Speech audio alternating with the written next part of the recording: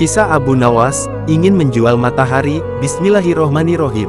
Sosok Abu Nawas sudah tidak asing lagi.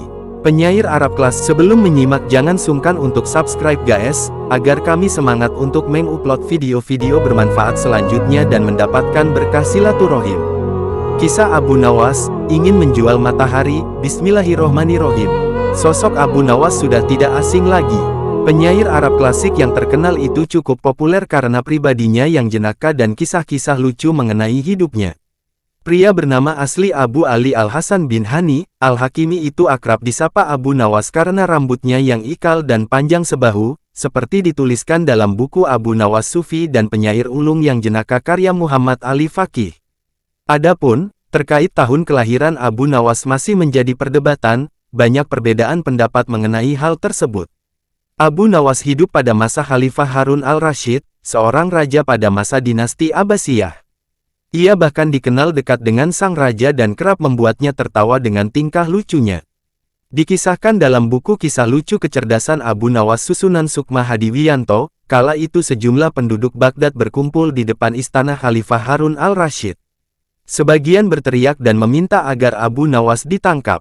Para penduduk protes karena baliho raksasa milik Abu Nawas yang dipasang di depan rumahnya yang berbunyi, "Dijual cepat, matahari Baghdad, siapa cepat dapat bonus anak unta." Penduduk lainnya merasa panik dan kasak-kusuk di depan istana.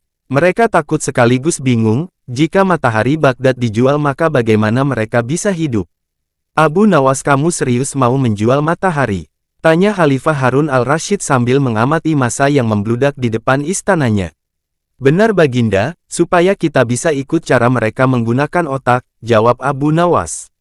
"Maksudnya?" Khalifah kembali bertanya. "Begini Baginda, apakah Baginda senang infrastruktur di Baghdad terbangun hebat di zaman Baginda?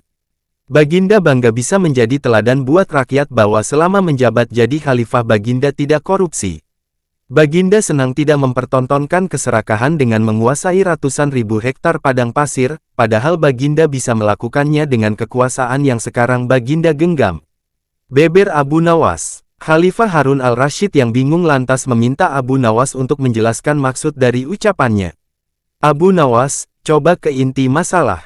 Jika Baginda turun dan tanya massa yang sekarang berdemonstrasi itu, ketahuilah bahwa mereka akan menjawab buat apa bangun infrastruktur, infrastruktur tidak bisa dimakan.